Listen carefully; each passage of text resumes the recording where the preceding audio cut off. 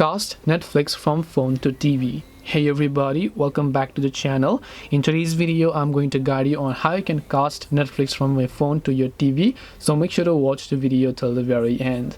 In order to cast Netflix from your phone to your TV, all you have to do is open up the Netflix application here.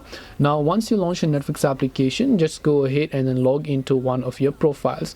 Once you log into one of your profiles over here, you should be able to see this. And what you can try to do is, you can see the cast icon from the very top right beside the search bar. You'll find a cast icon.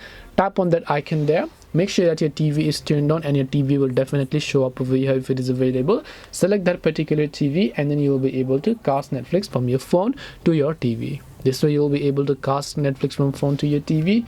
Hope this video was very helpful. If you have got any more questions, then feel free to also leave them down below. Thank you very much for watching till the end of this tutorial, and see you soon in the next video.